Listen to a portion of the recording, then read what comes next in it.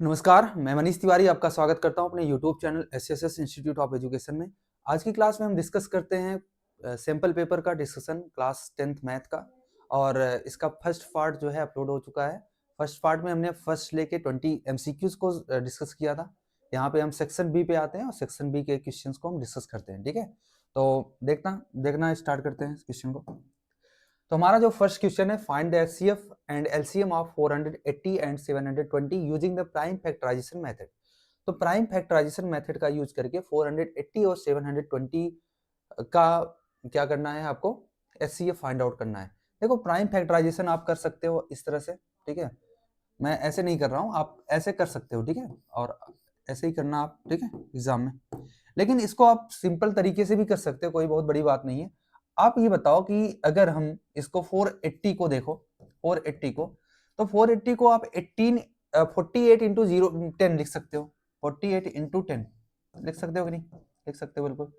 और 48 इंटू 10 को आप ये देखो, 16 इंटू 3 है ये। 16 क्या होता है? 2 पावर 4 इंटू 3 और 2 इंटू 5। तो हमको प्राइम में लिखना है, सब प्राइम में लिख दिया हमने। तो 480 को आप प्रॉपरली लिखना चाहो तो 2 पावर 5 इंटू, क्योंकि 2 पावर 4 और 2 पावर 5 इंटू 3 इंटू 5 है, ठीक है। और अगर आप 720 को ब्रेक करते हो तो 720 को लिख सकते हो 72, जो कि 18 इंटू 4 होता है, और 10, ठीक है। तो 18 का मतलब 9, मतलब 3 पावर 2 इंटू 2 और 2 पावर 2 और 2 इंटू 5। तो इसका प्रॉपर क्या हो जाएगा? 2 पावर, यहाँ पे 2 4, 2 पावर 4, 3 पावर 2 और 5। ये इसका प्राइम फैक्टराइजेशन हो गया, ठीक।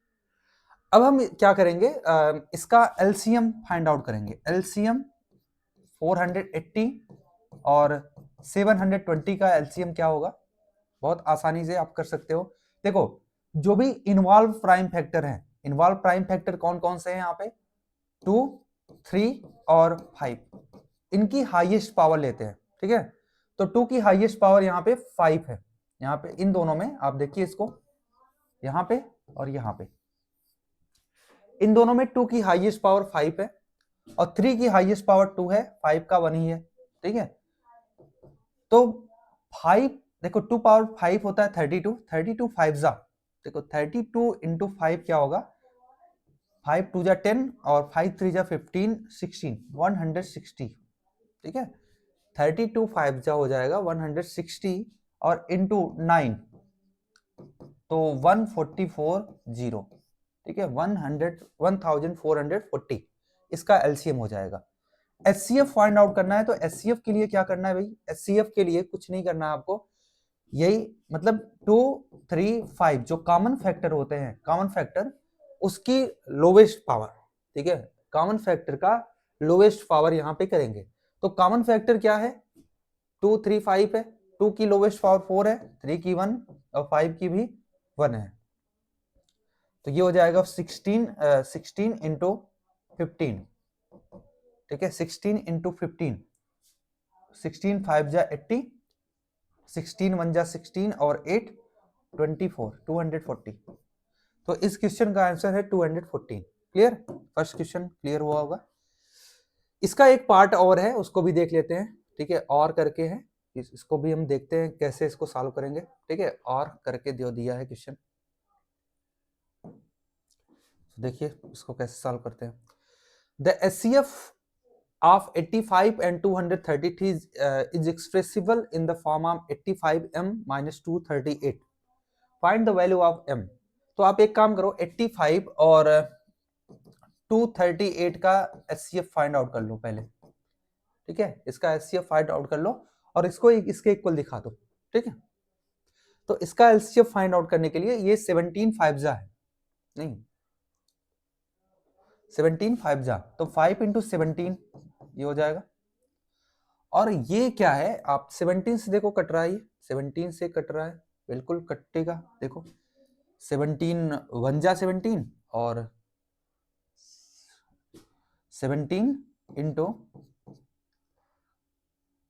कितना हो रहा है? देखो 17 1 जा 17 होता है और 6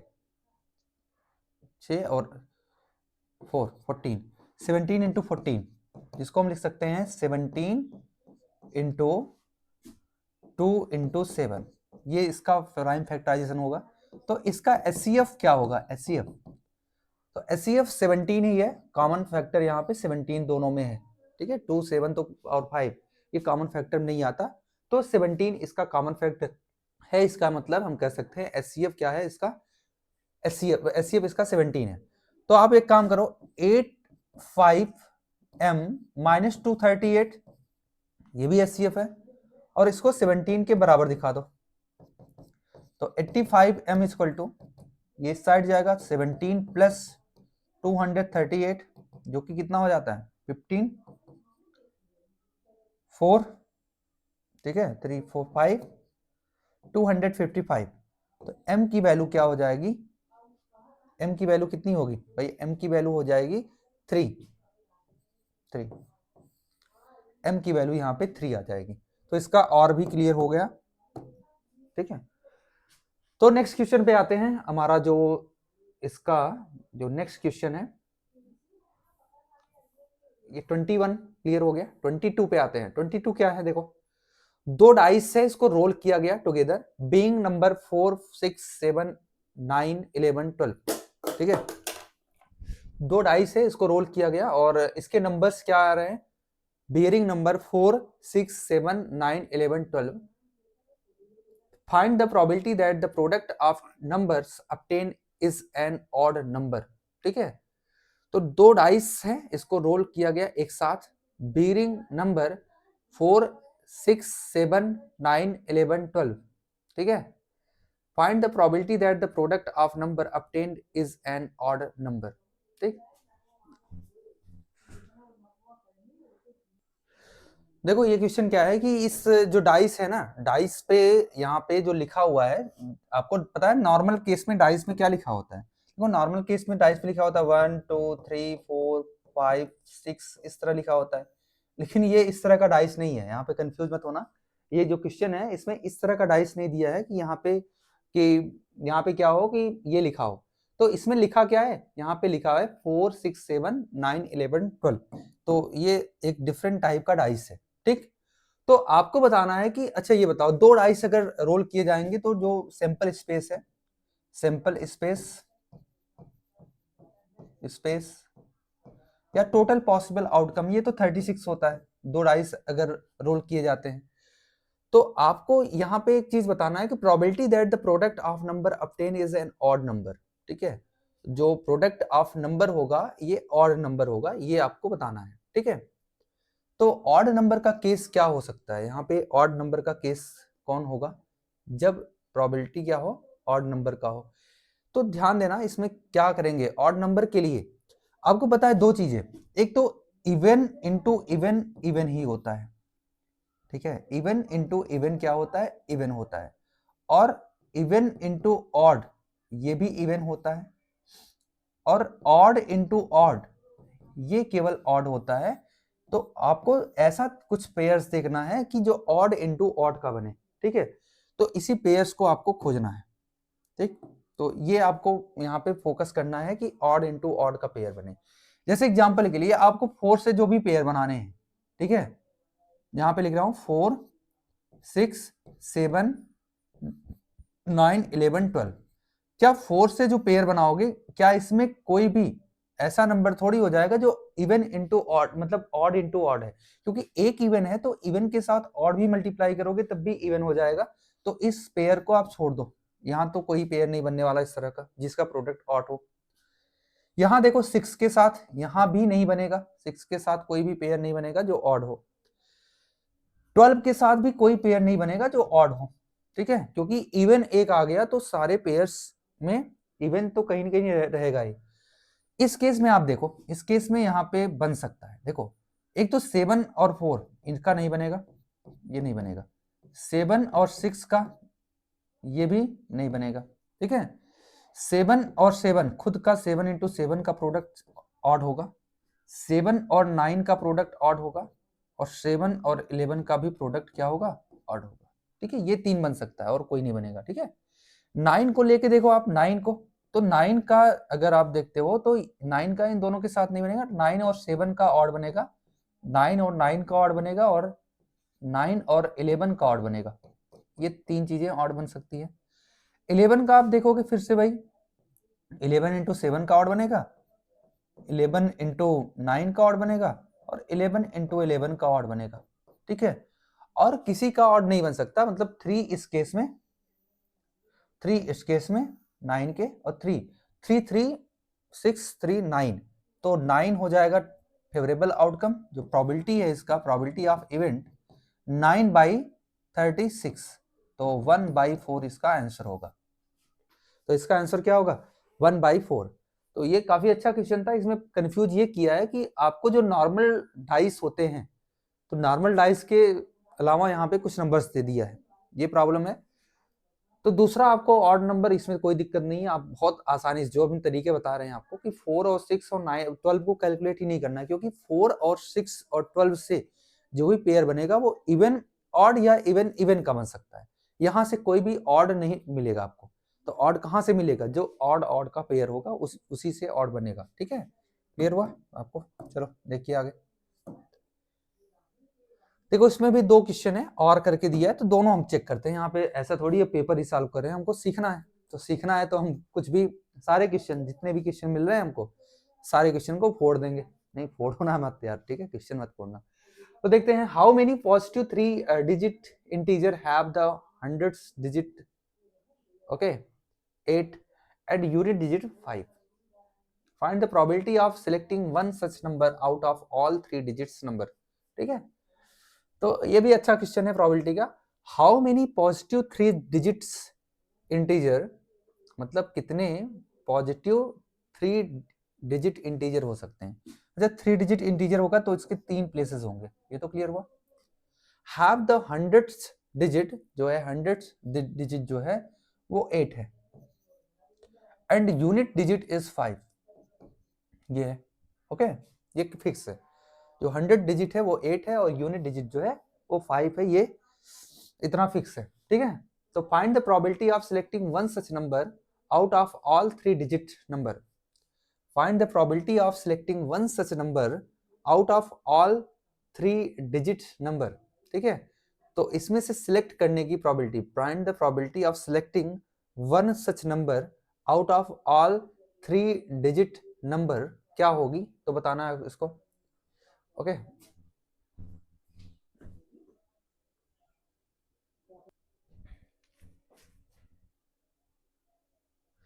देखो इसको कैसे हम करते हैं। ठीक है, इस क्वेश्चन को किस तरह हम सॉल्व करते हैं। यहाँ पे आपको पता है कि 3 डिजिट के टोटल कितने नंबर होते हैं, तो सैंपल स्पेस इसका क्या होगा, या टोटल पॉसिबल आउटकम कितने होंगे, पॉसिबल आउटकम। तो जो 3 डिजिट के टोटल नंबर होते हैं वो होते हैं इसके टोटल पॉसिबल आउटकम। तो ये 100 से लेके 999 तक होता है। ठीक है, तो 100 से लेके 999 तक, और यहाँ पे टोटल अगर हम देखें तो 900 नंबर होंगे। कितने, 900 नंबर होंगे यहाँ पे टोटल। कैसे आप 900 कह सकते हो डायरेक्टली, आप ऐसे करो ना, यहाँ से ना 99 माइनस कर दो तो 1 भी पहुंच जाओगे, तो यहाँ से भी 99 माइनस कर दो 900 पहुंच जाओगे। तो 1 से लेके 900 तक कितने नंबर होंगे, 900 नंबर होंगे। तो टोटल पॉसिबल आउटकम जो है 900 है। अब आप यहाँ पे देखिए 8 और 5 फिक्स रखना है। ठीक है, तो कितने नंबर पॉसिबल हो सकते हैं जो कि इंटीजर, मतलब 0 यहाँ पे हो सकता है, 1 हो सकता है, 2 हो सकता है, 3 4 5 6 7 8 9, यही हो सकता है यहाँ पे। ठीक है, तो कुल मिला के 10 डिजिट यहाँ पे आ सकता है। तो ऐसे जो नंबर हैं जो कि 8 और 5, जो स्टार्टिंग हो 8 से और एंड हो 5 से, मतलब 100 डिजिट पे 8 हो और यूनिट डिजिट पे 5 हो, ऐसे कितने नंबर बन सकते हैं, 10 नंबर बन सकते हैं। तो आपका जो फेवरेबल आउटकम है, फेवरेबल आउटकम जो है ये 10 हो जाएगा। फेवरेबल आउटकम यहाँ पे 10 हो जाएगा। तो हम कह सकते हैं जिसकी प्रोबेबिलिटी क्या है, इसकी प्रोबेबिलिटी जो है ये 10/900 है, 10/900। तो ये हो जाएगा 1/90। तो इसकी प्रोबेबिलिटी 1/90 होगा। ठीक है, तो क्लियर हुआ ये 1/90। नेक्स्ट क्वेश्चन आते हैं 23 पे। 23 हमारा ये है एक ट्रिग्नोमेट्री का क्वेश्चन बहुत बेसिक क्वेश्चन है, बहुत आसान है। वैल्यू आपको पता होना चाहिए बस, ठीक है, वैल्यू पता है तो क्लियर हो जाएगा क्वेश्चन। तो 2 इंटू साइन 60 की वैल्यू होती है √3/2 इसका square minus tan square 30। tan square 30 क्या होता है, देखो tan स्क्वायर 30 माइनस 1/√3 का स्क्वायर डिवाइड बाई सेक 45 की वैल्यू √2 होती है, √2 का स्क्वायर। इसको सॉल्व करोगे तो 2 इंटू 3/4 माइनस 1/3/2 ये आएगा, और ये देखो 2, तो कुल मिला के 3/2 माइनस 1/3 डिवाइड बाई 2, ये आंसर आने वाला है। अब देखो ये 6 हो जाएगा, और 9 माइनस 2 7/2 जो कि 2 7/12, तो इसका आंसर क्या होगा 7/12। ये आसान क्वेश्चन था। नेक्स्ट क्वेश्चन 24, क्वेश्चन नंबर 24 क्या होगा, देखो find the points on the x axis. आपको एक्स एक्सिस पे पॉइंट फाइंड आउट करना है। ये मान लो एक्स एक्सिस है और इस एक्स एक्सिस पे एक पॉइंट फाइंड आउट करना है which is at a distance of 41 unit from A point 8 - 5। ठीक है, एक पॉइंट है कोई भी 8 - 5, ठीक है। अच्छा ये बताओ एक्स एक्सिस पे जो भी पॉइंट होगा उसका कोऑर्डिनेट x0 होगा, ठीक है, उसका कोऑर्डिनेट क्या होगा x0 होगा, और एक पॉइंट कोई भी है 8 - 5 और इसके बीच का जो डिस्टेंस है वो क्या है 41 √41 है। तो आप डिस्टेंस फाइंड आउट कर लो। देखो x - 8 का होल स्क्वायर प्लस -5 का होल स्क्वायर, मतलब 0 - 5 का होल स्क्वायर -5 का होल स्क्वायर क्या हो जाएगा -5 का whole square equal to under root में ये भी इक्वल टू 40 होगा, ठीक। तो आप जब इसका स्क्वायर करोगे तो x square plus 64 minus 18x plus 25 equal to √41। आप दोनों तरफ का स्क्वायर कर लो, अंडर रूट हट जाएगा, और एक्स स्क्वायर माइनस 18x, ठीक 18x, इसको जब आप ऐड करोगे ना 64 और 64 में से ना 41 को माइनस कर दो, क्योंकि इस साइड ले आओगे तो 41 माइनस हो जाएगा 64 में से, और 64 में से अगर आप 41 को माइनस करते हो तो क्या आएगा, ठीक है। तो 41 देखो 14 और 9 कितना होता है 23, 23 और 25 48 होता है, ठीक है। 25 और 23 क्या होता है 48, यहाँ पे आ जाएगा 48 इक्वल टू 0। इसको फैक्टराइज कर लो भाई, 16, ठीक है, 12 6 जा तो x - 12 और x - 6, ठीक है, दो वैल्यू आएगी, 12 6 जा यहाँ पे आ रहा है, ठीक है, यहाँ पे क्या आ रहा है 12 6 जा, तो x - 6 आ जाएगा और x + 12 आ जाएगा इक्वल टू 0। मतलब x की वैल्यू कितनी होगी, एक तो 12 होगा और एक 6 होगा। नहीं नहीं ऐसा थोड़ी होगा यार, 12 6 जा नहीं होगा, यहाँ पे 48 48 लाना है आपको, ठीक है, और प्लस ये सही है सब कुछ यहाँ पे, ठीक है। 64 है यहाँ पे, 25 है, 64 और 25 माइनस करोगे यहाँ पे, तो माइनस करोगे तो आ जाएगा आपका 14 और 9, 14 और 9 होता है 23, और 23 और 25 ऐड करोगे तो 48 ही होता है, ठीक है। तो 48 को अगर आप फैक्टराइज करोगे तो 12 इंटू 6 नहीं आएगा, क्योंकि ये 72 होता है ना, ये 72 होता है, ठीक है। तो आएगा क्या, इसको देखो, क्या 48 से आप 18 ला सकते हो, देखो 48 से आपको 18 लाना है, तो क्या करोगे आप, एक तो होता है 16 3 जा, ठीक है, नहीं यार 16 16x है ये, तभी कर रहा हूँ, ये 16x है 18 नहीं है,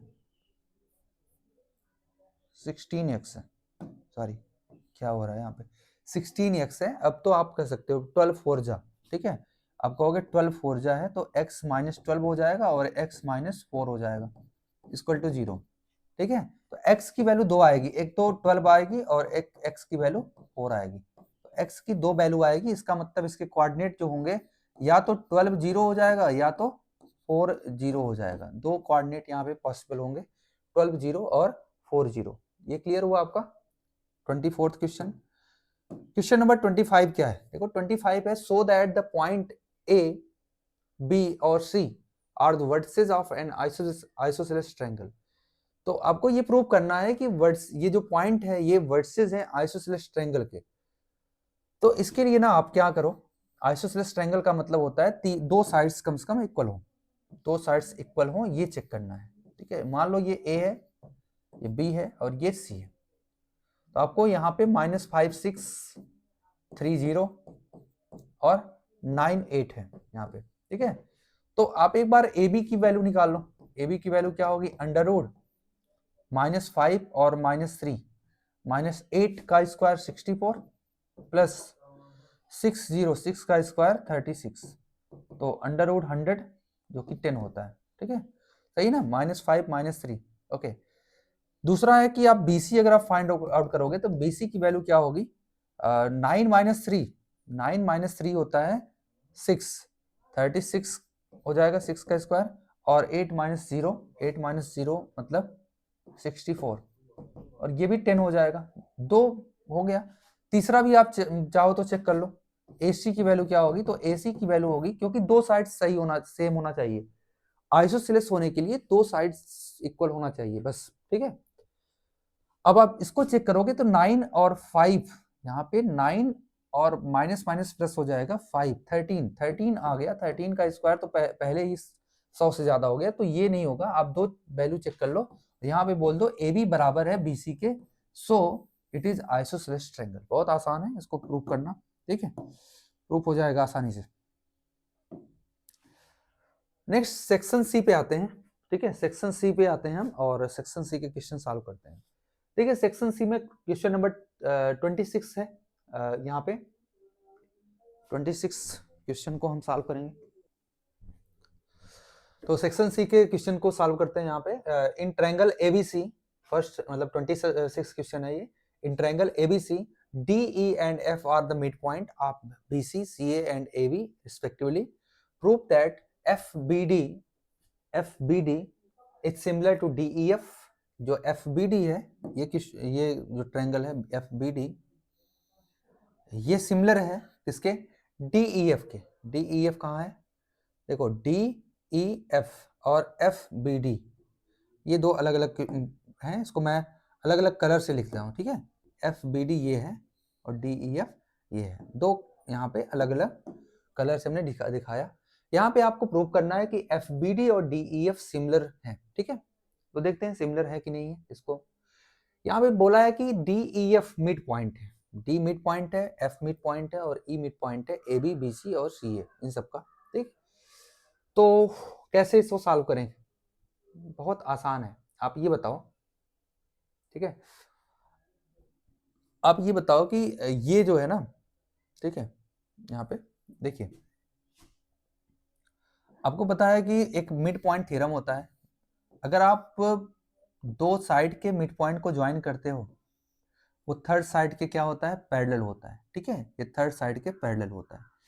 यहाँ पे दूसरा आप ये भी कह सकते हो कि अगर ये भी मिड पॉइंट और ये भी मिड पॉइंट है, ये भी दोनों मिड पॉइंट है यहाँ पे, और इसको अगर आप ज्वाइन करो तो ये इस साइड के पैरेलल होगा।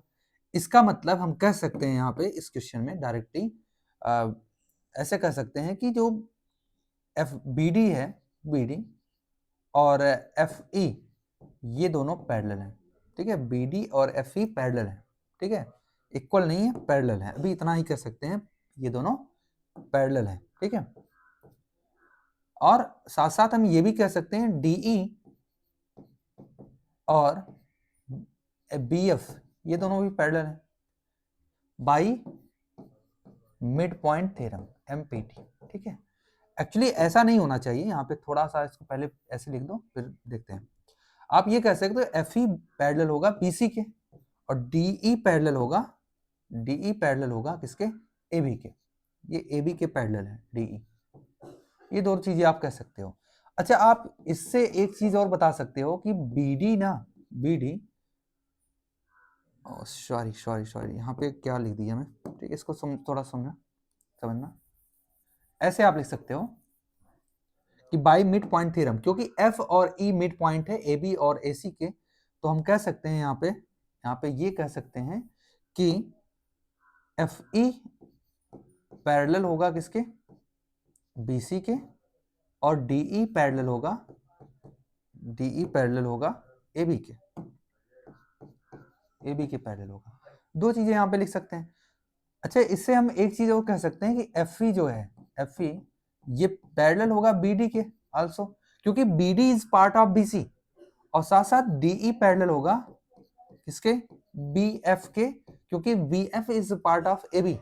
ठीक है, तो कोई भी अगर क्वाड्रिलेटरल है, इसमें अपोजिट साइड, दोनों पेयर ऑफ अपोजिट साइड अगर पैरेलल है, तो हम कह सकते हैं सो BDEF इज पैरेललोग्राम। ठीक है, ये एक पैरेललोग्राम हो जाएगा। ठीक है, BDEF इज ए पैरेललोग्राम। ठीक है, अब इन ट्रायंगल आपको जो प्रूव करना है, इन ट्रायंगल, ठीक है, तो in triangle BFD and triangle DEF, ठीक है, DEF, इन दोनों ट्रायंगल में आप देखो तो आप कहोगे एंगल B जो है ना, एंगल E के बराबर है, एंगल B एंगल E के बराबर है। ठीक, कह सकते हो, क्योंकि अपोजिट एंगल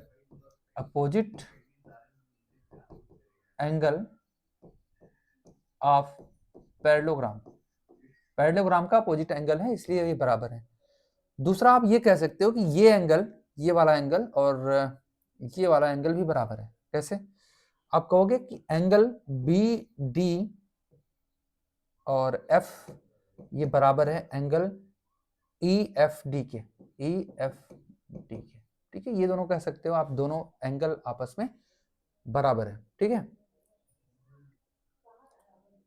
ठीक, ये दोनों एंगल बराबर है।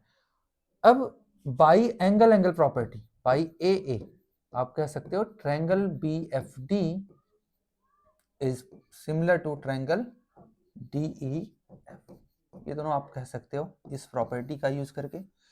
तो एक तो प्रूफ हो गया, एक और प्रूफ करना है कि DEF ABC के भी क्या होगा, सिमिलर होगा। ठीक है, देखते हैं ये कैसे सिमिलर होगा। जो DEF है, ये वाला, ये ट्रायंगल DEF और ABC, पूरा ABC जो ट्रायंगल है, ये दोनों भी सिमिलर है, इसको प्रूव करना है। ठीक है, ये कैसे आप प्रूव करोगे, ये दोनों सिमिलर ट्रायंगल है, सिमिलर है एक्चुअली, इसको प्रूव करना है। ठीक है, तो देखिए कैसे प्रूव करें, कई तरीके हो सकते हैं इसको सिमिलर प्रूव करने के। तो कैसे प्रूव करें, आप ये बताओ। अभी आपने ये प्रूव किया था कि BDEF इज पैरेललोग्राम। आप सिमिलरली ऐसे भी कह सकते हो, सिमिलरली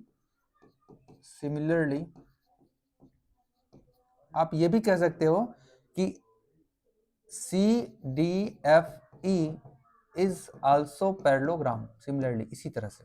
ठीक है, आप ये भी प्रूव कर सकते हो कि AFDE is also a parallelogram, ये तीनों आप प्रूव कर सकते हो। मतलब आप इसको भी पैरेललोग्राम प्रूव कर सकते हो, इसको तो प्रूव किए, और इसको भी प्रूव कर सकते हो पैरेललोग्राम। अगर ये पैरेललोग्राम है, ठीक है, तो आप डायरेक्टली आप ये कह सकते हो कि एंगल जो B है ना, एंगल B जो है वो एंगल E के बराबर होगा। ठीक है, क्यों? क्योंकि ये पैरेललोग्राम है, आप डायरेक्टली कह सकते हो। क्यों ऐसा हम कह सकते हैं? क्योंकि BDEF इज पैरेललोग्राम और इसके अपोजिट साइड, अपोजिट एंगल है। BDF पैरेललोग्राम का अपोजिट एंगल B और एंगल E है। ठीक है, आप ये कह सकते हो। साथ साथ आप ये भी कह सकते हो एंगल C जो है ना, वो एंगल F के बराबर होगा। ये क्यों कह सकते हो? क्योंकि CDFE इज पैरेललोग्राम, इसलिए ऐसा कह सकते हो। कि दो चीजें क्लियर हो गई ना, तो हम कह सकते हैं बाई एंगल प्रॉपर्टी,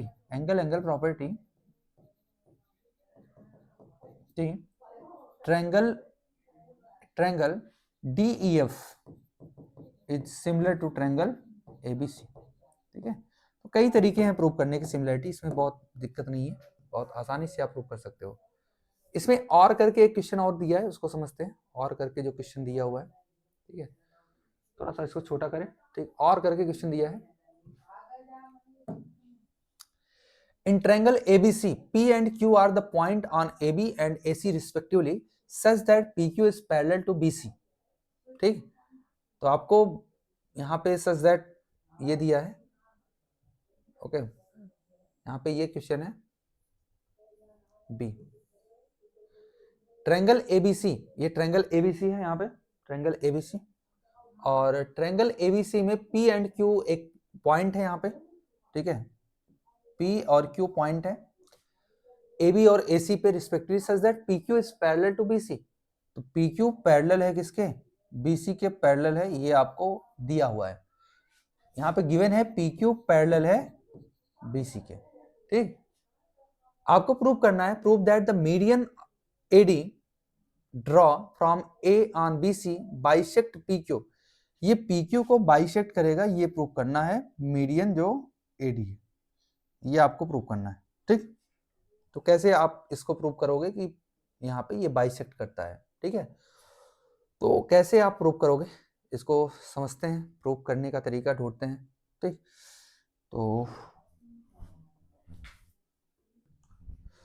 तो देखिए इसको कैसे सॉल्व करते हैं इस क्वेश्चन को। PQ पैरेलल है BC के, इतना गिवन है। ठीक है, तो एक काम करते हैं, यहाँ पे सॉल्व करने की कोशिश करते हैं इसको। देखिए आपको बताया कि इन ट्रायंगल, देखो PQ अगर पैरेलल है तो यहाँ पे दिया है, जो PQ पैरेलल यहाँ पे दिया है, इससे हम एक चीज बता सकते हैं कि PR भी तो पैरेलल होगा BD के। अगर PR पैरेलल है BD के तो हम कह सकते हैं triangle APR is similar to triangle ABD। ये सिमिलर क्यों होगा? क्योंकि देखो अगर पैरेलल है तो ये करेस्पॉन्डिंग एंगल होगा, ये बराबर हो जाएगा, और ये भी करेस्पॉन्डिंग एंगल होगा, ये भी आपस में बराबर हो जाएगा। तो करेस्पॉन्डिंग एंगल बराबर हो जाएंगे, इसलिए हम कह सकते हैं by angle property APR is parallel to triangle ABD। यहां से हम एक चीज ये भी बता सकते हैं कि जो AP और AB का रेशियो है, ठीक है, AP और AB का जो रेशियो है वो बराबर होगा PR और BD के रेशियो के। ये हो गया। साथ साथ हम ये भी कह सकते हैं कि क्योंकि RQ भी पैरेलल है किसके? BC के पैरेलल है, तो हम ये कह सकते हैं कि DC के भी पैरेलल होगा। ठीक है, RQ DC के भी पैरेलल होगा। अगर RQ DC के पैरेलल है तो हम कह सकते हैं कि triangle ARQ is similar to triangle ADC। ये भी है, ARQ is similar to ADC। यहां से हम कह सकते हैं कि AQ by DC, AQ by AC ये बराबर होगा RQ by DC, RQ by DC। ये दो चीजें क्लियर हुई, ये इस इक्वेशन 1 मान लो, इसको इक्वेशन 2 मान लो। लेकिन एक चीज और पता है आपको, क्योंकि PQ जो है ये पैरेलल है BC के, तो इससे हम कह सकते हैं so triangle APQ is similar to triangle ABC। इससे हम ये कह सकते हैं कि AP और AB का जो रेशियो है वो बराबर है AQ और AC के रेशियो के। इसका मतलब इन दोनों का जो लेफ्ट हैंड साइड बराबर है। ठीक है, इन दोनों का जो इक्वेशन 1 है और इक्वेशन 2, इनका लेफ्ट हैंड साइड बराबर है, तो हम कह सकते हैं राइट हैंड साइड भी बराबर होगा। सो PR बाई BD ये इक्वल होगा RQ बाई DC। ये बट AD इज मीडियन, ये मीडियन है, तो कह सकते हैं BD और DC बराबर है। अगर BD और DC बराबर है तो ये तो कैंसिल आउट हो जाएगा, तो कह सकते हैं PR equal to RQ, PR equal to RQ। PR और RQ दोनों इक्वल हो जाएंगे, यहाँ पे PR और RQ इक्वल हो जाएगा। क्लियर? PR और RQ इक्वल हो गया, इसका मतलब हम कह सकते हैं R is the mid point. R so AD bisect P Q, यही प्रूव करना था, एडी बाइसेक्ट पी क्यू। चलो नेक्स्ट क्वेश्चन आते हैं 27। क्वेश्चन नंबर 27 क्या है देखिए।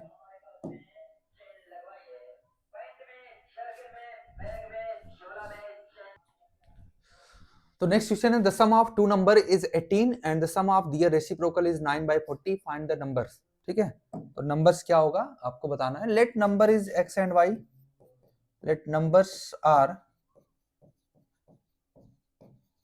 x एंड y, जो नंबर्स हैं वो x और y हैं, तो इनका सम आपको गिवन है 18 और इसका रेसिप्रोकल जो 1/x है और 1/y का जो सम है ये गिवन है आपको 9/40 ये आपको गिवन है।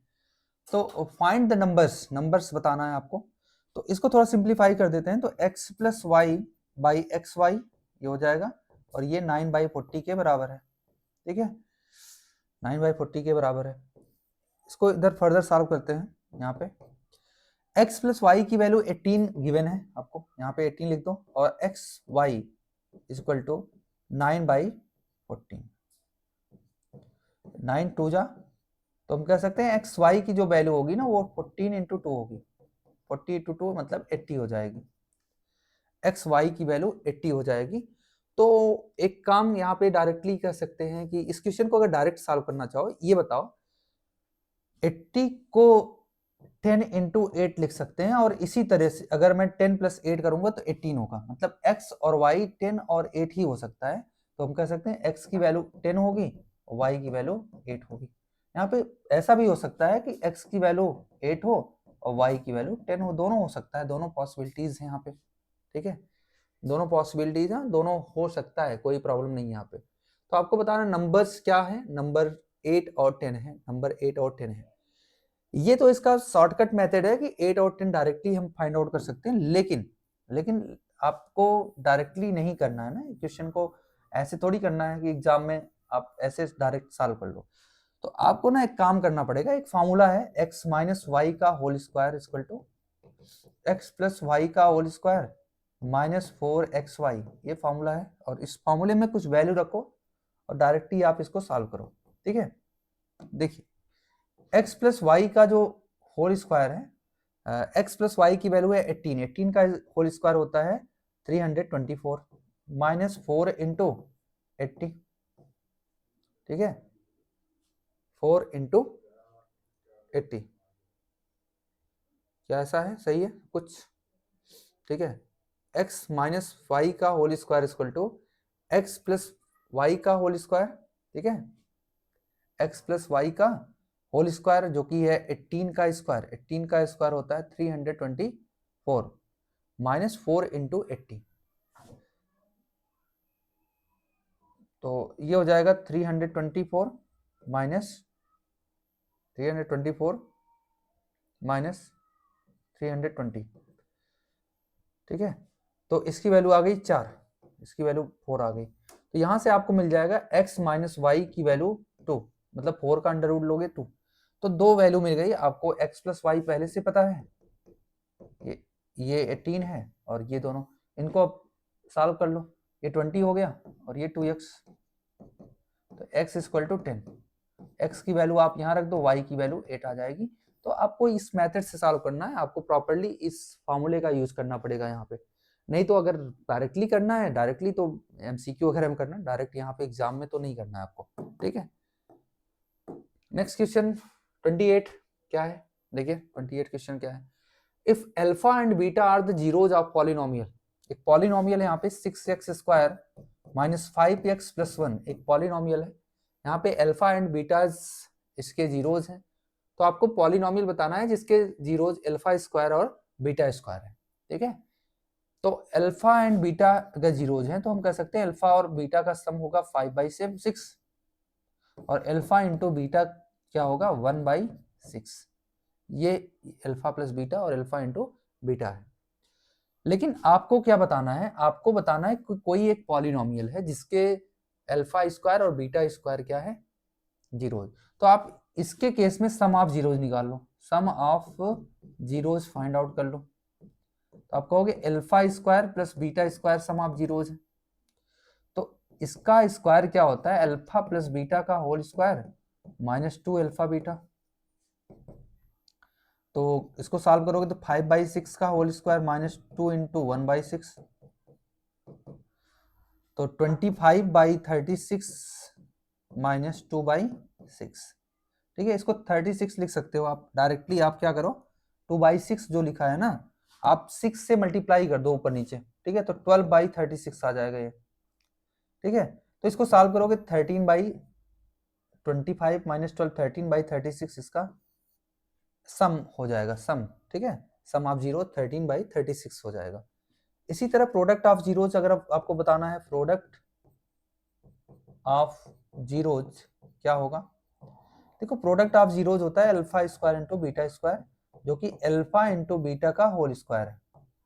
और अल्फा इंटू बीटा की वैल्यू है 1/6, तो 1/6 का होल स्क्वायर होता है 1/36। अब आपको ये दोनों पता हो गया, तो पॉलिनोमियल जो px होता है ना, वो होता है x square minus sum of zeros minus sum of zeros plus sum of zeros into x plus product of zeros, product of zeros x square minus जो सम ऑफ जीरोज है, सम of zeros कितना है 13/36 x plus 1/36, ये हो जाएगा हमारा polynomial. ठीक, polynomial clear हुआ क्या होगा, समझ में आपको ये क्वेश्चन। तो नेक्स्ट क्वेश्चन क्या है, आप देखो 29th क्वेश्चन सॉल्व करते हैं। यहाँ पे 29th क्वेश्चन क्या है, इसको सॉल्व करने की कोशिश करते हैं।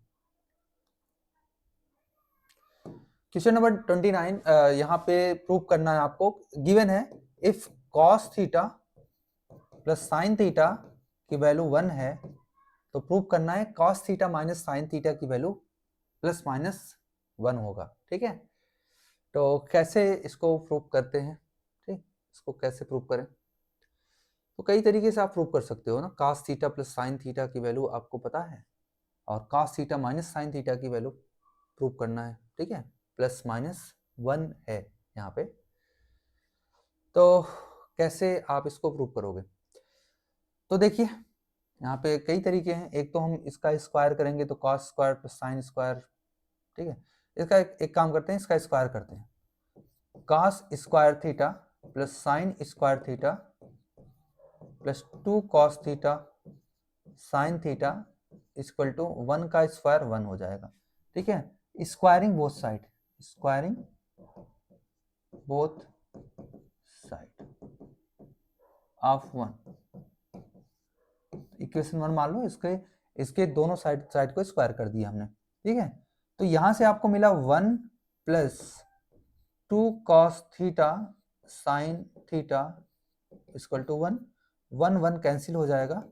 इसका मतलब 2 cos थीटा साइन थीटा की वैल्यू ये 0 होगी। ठीक है, ये 0 हो जाएगी। नेक्स्ट अगर आपको निकालना है cos theta minus sine theta, तो एक काम करो, इसका भी स्क्वायर कर लो। जब आप इसका स्क्वायर करोगे तो आपको मिलेगा cos square theta plus sine square theta और -2 cos थीटा साइन थीटा। इसकी वैल्यू 1 होती है और इसकी वैल्यू 0 अभी आपने फाइंड आउट करा। 0 अगर है तो कुल मिला के 1 होगा। और देखो cos theta minus sine theta का होल स्क्वायर क्या है 1 है, तो cos theta minus sine theta क्या होगा, ये होगा +/1। ये प्रूफ हो गया, +/1 होगा। ठीक है, नेक्स्ट क्वेश्चन है क्वेश्चन नंबर 30। क्वेश्चन नंबर 30 को देखते हैं, और ये आज का लास्ट क्वेश्चन है। आज के बाद नेक्स्ट सेक्शन डी और एक क्वेश्चन बचा है, इसको आप कर लेना। √3 एक इरेशनल नंबर है। ठीक है, ये तो बहुत आसान क्वेश्चन है। क्वेश्चन नंबर 30 क्या है, the minute hand of A wall clock. एक क्लॉक है कोई भी वॉल क्लॉक 18 सेंटीमीटर लॉन्ग है, मतलब इसका रेडियस गिवन है 18 सेंटीमीटर लॉन्ग है। Find the area of the face of the clock described by the minute hand in 35 minute. 35 minute में कितना एरिया ये करेगा, ठीक है। तो आप एक चीज समझना, अगर मैं कहूं कि 60 मिनट में ये टोटल घूम जाता है एक बार, तो 360 एंगल क्रिएट करता है इन 60 मिनट। तो एक मिनट में कितना करेगा इन 1 मिनट, तो 360 बाई 6, 360 बाई 60, तो 6 डिग्री एक मिनट में ये करेगा। तो इन 35 मिनट कितना एंगल सस्टेन करेगा ये इन 35 मिनट। तो आप कहोगे 35 इंटू 6, 30 और 6 3 जा 18 और 210 डिग्री, कितना 210 डिग्री। ओके, ये क्लियर हुआ। अब आपको एरिया बताना है। एरिया क्या होता है? Area of sector pi r square theta by 360, pi r की वैल्यू 18 का स्क्वायर होता है 324 इंटू 210 बाई 360, ये कैंसिल हो जाएगा और इसको 3 से कैंसिल कर दो, ठीक है। 18 से कर दो, 18 2 जा और 18 जा होता है ये, ठीक है। और ये हो जाएगा आपका 9। तो 9 इंटू 21, 9 इंटू 21 या पाई की वैल्यू आप रख दो 22/7 इंटू 9 इंटू 21, तो 3 हो जाएगा। तो 22 इंटू 27 इसको सॉल्व करना है तो 54594, ठीक है, 594, ये इसका आंसर होगा 594 centimetre square. That is the answer of this question. इसका एक पार्ट और है और करके, तो ये क्या है? ए भी एक कॉर्ड है of circle centred O such that A O B is 60 degree, ये गिवन है आपको 60 डिग्री। ओ ए इज 14, ये ओ ए जो है रेडियस 14 है। Then find the area of minor segment, जो माइनर सेगमेंट है ये, इसका एरिया आपको फाइंड आउट करना है, ठीक। तो इसका एरिया क्या होगा? देखो एरिया ऑफ सेक्टर, दो एरिया ऑफ सेगमेंट क्या होता है? Area of segment equal to area of sector minus area of triangle. ये दो चीजें हैं, इसको सॉल्व करते हैं। तो एरिया ऑफ सेक्टर क्या होगा?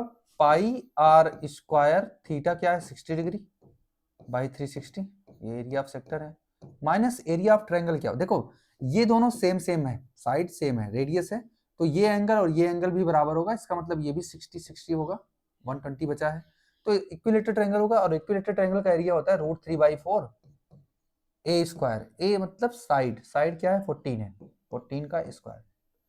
क्लियर? ये सॉल्व करते हैं इसको, 66 हो जाएगा और पाई/6 इंटू 14 का स्क्वायर, ठीक है, आर का स्क्वायर मतलब 14 का स्क्वायर माइनस √3/4 14 का स्क्वायर। देखो 14 का स्क्वायर दोनों में है, तो 14 का स्क्वायर कॉमन ले लो, 196 होता है, और ये पाई/6 माइनस √3/4, ये एक्चुअली इसका आंसर आएगा, ठीक है। इसको सिंप्लीफाई करके आप सॉल्व भी कर सकते हो, ठीक है। √3 की वैल्यू आप पुट करके इसको सिंप्लीफाई कर सकते हो, कोई दिक्कत नहीं है, आप इसको सॉल्व कर लेना। तो ये आज के लिए इतना ही। इसके बाद हमने सेक्शन डी को सॉल्व करेंगे, अगला जो सेक्शन है सेक्शन डी को भी सॉल्व करेंगे, और उसके बाद सेक्शन ई। तो अगले वीडियो में हम सेक्शन डी और सेक्शन ई दोनों के क्वेश्चन को सॉल्व करेंगे। तो आज के लिए इतना ही। Thank you for watching this and like share and subscribe our channel. ये कई हम सिंपल पेपर सॉल्व करेंगे, या और भी जो एग्जाम के पेपर्स हैं, जो प्रीवियस ईयर पेपर्स हैं, इस सीरीज में हम लगातार इसको सॉल्व करेंगे। तो आप इस बने रहिए, देखते रहिए, बहुत ही यूजफुल होगा आपके लिए। Thank you for watching this.